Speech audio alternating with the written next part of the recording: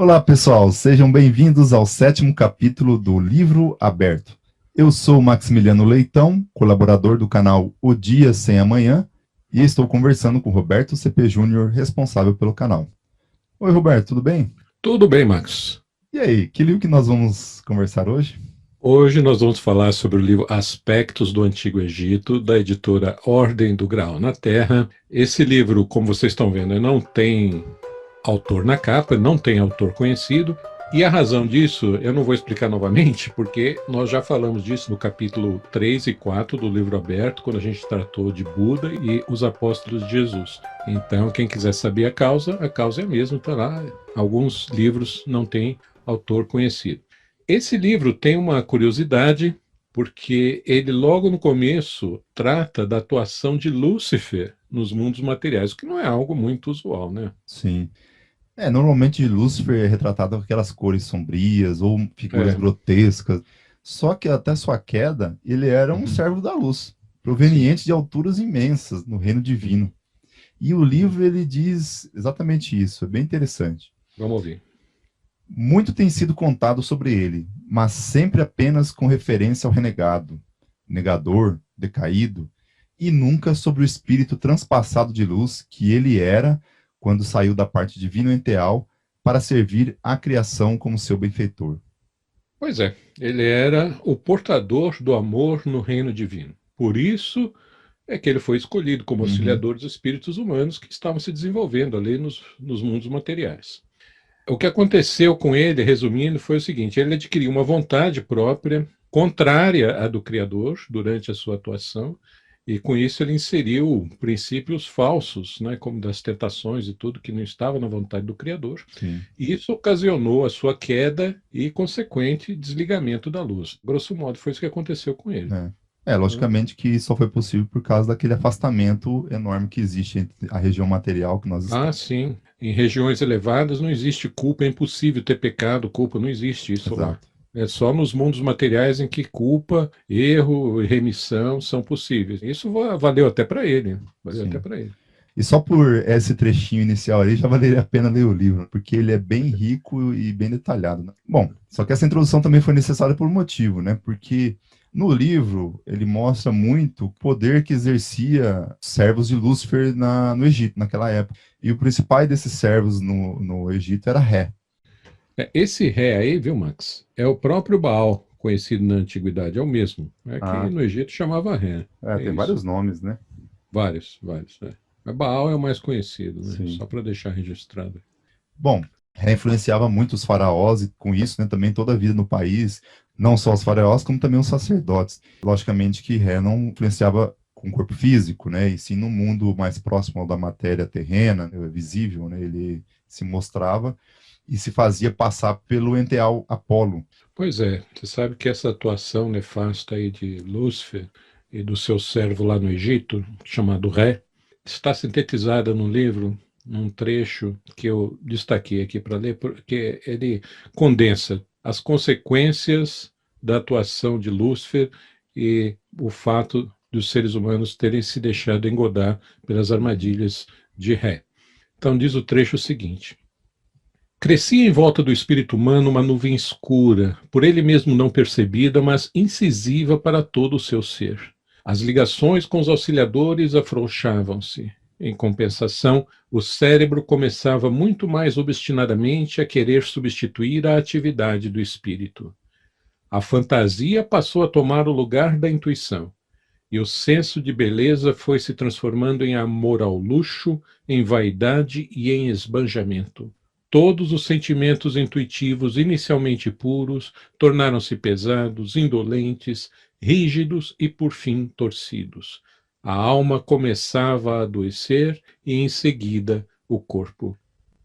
Bom, e o livro começa falando sobre os faraós, depois dessa introdução, e o primeiro faraó que tem a descrição é a história de Nemari. Nemari ele reinou mais ou menos por volta do século XIX a.C. E Nemari foi o faraó que reinou durante os acontecimentos da história de José, filho de Jacó, que é retratada no livro bíblico de Gênesis. Ah, sim, é uma história bem conhecida essa, né? Sim, Sem dúvida. Tá, então Nemar era o faraó que foi contemporâneo então de José, né? É exato. isso. E ele era filho do faraó Amenemhet II. E Nemari foi muito influenciado por um hóspede de seu pai, um príncipe de um país distante, chamado Elar. Influenciado no bom sentido, né? Ele foi bem influenciado. Uhum. E o seu pai, como todos os faraós daquela época, ele era influenciado por Ré. Ele era despótico, injusto, só se importava com a sua vida de luxo, riqueza e tudo mais, né? Era um faraó como eram os faraós, né? Ele era o faraó padrão. E o Nemari ia por esse caminho, né? Mas ele foi muito influenciado quando era jovem por esse príncipe aí desconhecido, né? Esse Elar. Ele mostrou ao Nemari a verdadeira face de Ré. Uhum. Né?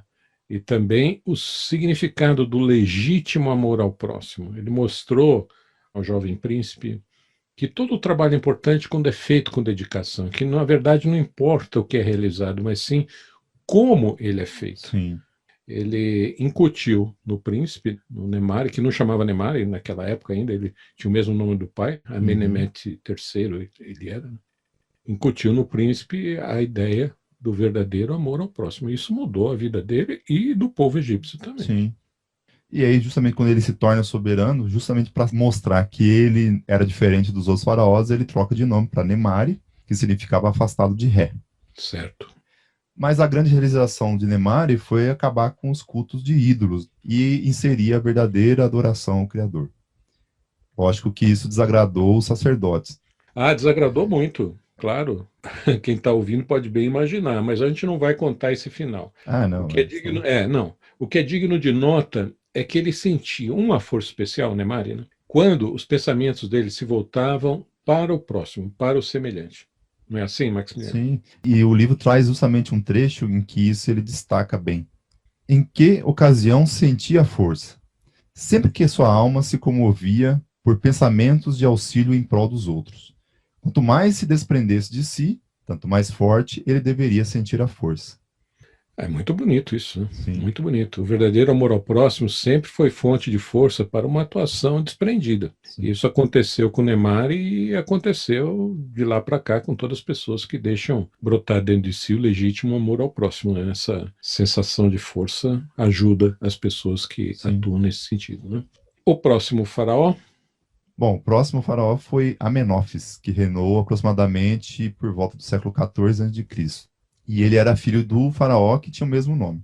Só que o pai dele mudou de nome para Amenhotep, justamente por causa da influência que tinha de Ré. Ré influenciava dizendo que os seres humanos, o povo, de modo geral, queria ser enganado. O nome significava Amon está satisfeito. No caso, Amon era o guia de todos os deuses que estavam sujeitos ao rei do sol, daquele que se declarava o rei do sol, que na verdade era Ré, o usurpador. Então, na hierarquia aí dessa pessoal do contra aí, ele estava abaixo de Ré. Né? Estava subordinado a Ré. Tá, justamente esse nome Amon tem um significado, porque o livro relata que naqueles tempos lá, esse nome estava ligado sempre ao nome dos faraós, né? Porque isso proporcionava assim, uma espécie de prestígio junto àquelas pessoas lá. Por isso que nós temos aqui o famoso Tutankhamon. Tutankhamon. Esse Amon vem daí. A gente vai falar desse Tutankhamon daqui a pouco. E o que esse Amenófis aí, o Amenófis filho, fez assim de útil, de extraordinário para poder estar nesse livro aí? Então, e o Amenófis ele conseguiu redirecionar o povo novamente aí para o Criador, justamente promovendo, no primeiro momento, o culto de Atom, que era o enteal regente do Sol, ou seja, no grego, Apolo, né? E ele muda seu nome para Shu-Anatom, que também quer dizer brilho do Sol. Se ele quisesse acabar com os ídolos e ir diretamente para o Criador Supremo, não ia conseguir nada. Né? Exatamente. Então ele cria esse degrau, que é um culto sobre Atom, né? Que é o deus do Sol. Sim. Depois ele mudou o nome dele para Ekanaton, que significa Atom está satisfeito. Ele foi o pai de Nofretete, que ficou conhecido na história como Nefertiti. A história registra Nefertiti como esposa de Ekanaton, né? Mas isso é um erro, a gente vai dizer daqui a pouco por quê. Ela foi filha dele, mas foi uma mulher extraordinária. Viu? Ela tinha uma alma pura, uma intuição aguçada, não é isso, Maximiliano, que o livro fala? Akhenaton, ele ouvia muito ela, eles eram muito ligados, tinham um mesmo alvo, e enquanto ele ouvia os conselhos da filha, inclusive do seu guia, tudo ia muito bem. Pois é.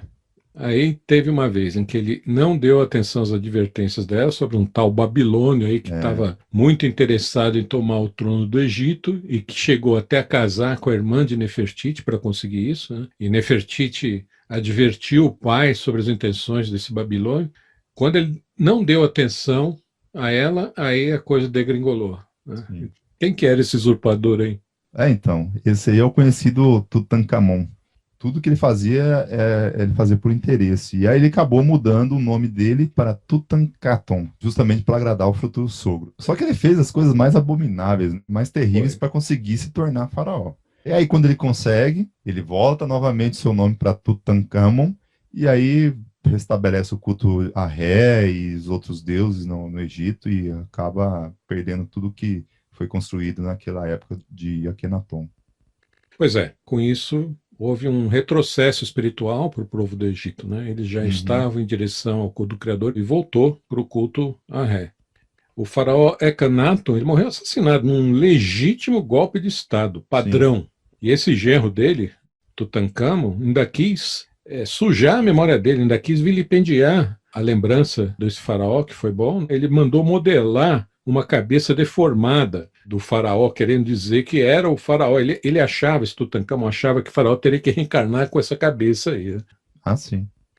Também, outra ação que Tutankhamon faz, ele distorce um tipo de quadro ou uma estatueta nos conceitos de hoje que Akhenaton manda fazer dele e de sua filha para presentear a rainha. E o Tutankhamon acaba trocando ali os dizeres de que era Akhenaton e sua esposa e acaba vindo para a posteridade essas dizeres aí, inclusive hoje em dia é o que se acredita, né, que a Nefertiti era a esposa de Akhenaton e não a filha dele. Ele morava com a filha numa localidade chamada El Amarna e a Uhum, esposa morava em Tebas, né? Tebas. Ele quis dar um presente para a esposa e mandou fazer esse quadro dele junto com a filha, de mãos dadas com a filha, para ela não se sentir tão sozinha. E o que o Tutankhamon fez foi mudar as inscrições para dizer que Exatamente. ele vivia maritalmente junto com a filha, né? É um horroroso esse cara, né? Não tinha Exatamente. escrúpulo nenhum. Quem fez esse quadro, Maximiliano, foi um Hum, escultor cujo nome é até famoso, é Tutmoses. sei. A oficina desse Tutmoses foi encontrada aí no início do século XX, justamente nessa área de El Amarna. Ele era uma pessoa boa, ele não concordou com as intenções de Tutankhamon, de mudar as inscrições lá. Só que Tutankhamon era o faraó, né? É, lógico. Então acabou passando para a história essa mentira. Ele era um escultor excelente. Inclusive, essa oficina foi encontrada em muito bom estado, estava Uhum. trancada. Aquele busto de Nefertiti também, Foi ele que fez, não foi? foi Foi ele ele que que fez. fez. Então, É muito bonito esse busto. Uhum. bom, e também cabe ressaltar que aqui que o faraó que hoje a gente conhece como Tutankhamon não é esse usurpador que assassinou e deu o golpe de estado aí, mas sim o filho dele, que é o neto de Akhenaton. Ah, E sim. esse Tutankhamon filho que ficou conhecido na história como o faraó menino, né? Certo. Que foi um sujeito bom até, né? Se bem que Sim. ele era doente, né? Então por isso que ele viveu pouco, né? É. A tumba que foi encontrada, o sarcófago, é desse menino aí.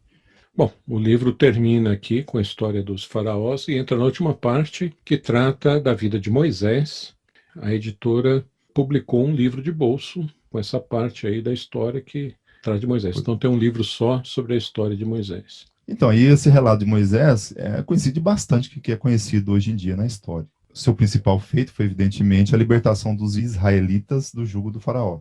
Sim, a novidade é que o livro fala que Moisés teve a ajuda de um príncipe estrangeiro. Uhum. Esse príncipe chamava-se Abdrushim, ele governava uma das maiores nações da África naquele tempo, mas foi um auxílio assim tão portentoso, tão especial em termos espirituais, que não é possível fazer uma Não resenha tem aqui como. sem diminuir, né, Maximiliano? Não dá Não para. dá. Precisa ler mesmo para saber como é que foi esse auxílio na missão de Moisés.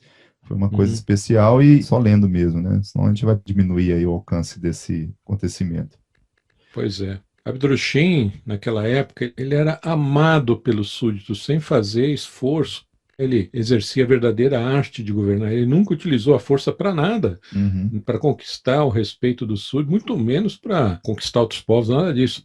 E essa maneira de governar de Abdrushim, tão diferente da maneira dos faraós, enchia de inveja o faraó. Porque, no final das contas, assim, aquilo que é da luz acaba criando uma reação das trevas, assim, no sentido de querer ameaçar aquilo, né? Uhum. Então, o faraó se sentiu ameaçado, queria saber de onde que vinha aquela força, que ele não sabia de onde era, tanto fez que no leito de morte fez o filho jurar que ia matar aquele príncipe. E o filho foi o conhecido Ramsés, que tem na história. Moisés tentou negociar com Ramsés a partida do povo, conforme registra a Bíblia, mas ele recusava isso, escarnecia do poder que Moisés representava, e com isso teve início o flagelo do Egito com as conhecidas pragas lá. Sim. Bom, o livro relata várias delas. Dentre elas, a gente vê as águas que ficaram turvas, sulfurosas, né? As pessoas não conseguiam tomar água, gafanhotos, insetos, e as epidemias, tempestades, a fome que se abateu. E, por fim, a bem conhecida morte dos primogênitos, Sim. que é conhecida na Bíblia. Esse último flagelo foi o golpe final. Com isso, os israelitas foram libertados, na verdade, eles foram quase que enxotados do Egito, né? Quando Moisés foi lá pedir a liberdade do povo dele depois da morte dos primogênitos, o faraó falou assim: liberdade, eu vou expulsar vocês daqui, né? Eu estava tão cansado de tudo que não aguentou mais. Então. Né? Agora, é importante a gente salientar aqui que esses flagelos todos e eventuais auxílios que ocorreram naquela época foram executados pelos entes da natureza, os quais estavam subordinados a Moisés, estavam sob o comando de Moisés. Sim. Então não houve nada arbitrário, tudo ocorreu de acordo com as leis naturais. Tudo ocorreu de acordo com as leis da criação. O povo egípcio daquela época, faraó, súditos, angariou todo aquele karma. O que Moisés fez foi acelerar o desencadeamento, então não houve nada arbitrário. Quase que foi um mini juízo ali que se desencadeou entre eles. Sim, é verdade, sem dúvida. Agora, o que é bastante impressionante, claro, foi aquele trecho lá da travessia do povo eleito pelo mar. Ah, sim. O cinema tentou mostrar como é que foi essa travessia, inclusive a ciência tentar explicar como é que foi, mas o livro ele traz como é que foi esse processo, com a ajuda dos auxiliares dos ente-reais, e aí ele descreve, ele tem essa descrição dessa travessia que é muito interessante. É muito impressionante e muito tocante também. Tocante. Bom, finalizando, teve conhecido recebimento dos 10 mandamentos por parte de Moisés, lá no Monte Horebe, eu acho, se não me engano, e também a decepção que ele experimentou quando retornou da montanha e encontrou o povo adorando um bezerro de ouro. Nossa, aquilo lá, inclusive, é uma coisa assim que é muito retratada. Imagina, ele foi lá para receber algo elevado para o povo e ele chega e o povo está com aquele bezerro de ouro. Ficou muito decepcionado, né? E só que ele depois descobriu que o povo foi instigado pelo seu irmão Arão. Sim. E tinha um poder de oratória muito grande, exercia uma certa influência sobre o povo, e acabou perdoando aí aquela falta do povo. E depois conduz o povo pelo deserto, à Terra Prometida, só que ele vê que o povo está muito imaturo ainda e prolonga por um tempo muito longo, intencionalmente, aquela travessia, até que esse povo tivesse acostumado às leis, às novas leis que foram implementadas. Ele poderia ter chegado à Terra Prometida, lá Canaã, muito antes. Ele foi intencional. Ele demorou mesmo para moldar o caráter do povo, vamos dizer assim. Exatamente. Bom, Maximiliano, eu acho que a gente cobriu aí os principais tópicos desse livro.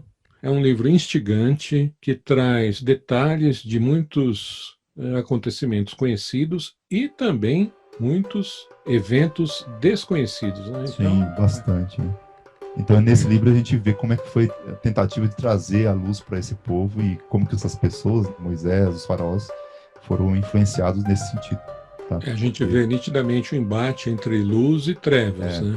Não só em âmbito macro, como também internamente nas pessoas ali, né, que estavam dentro de todos aqueles eventos. É um livro muito instigante, realmente. É muito bonito assim, ver como é que foi essa condução.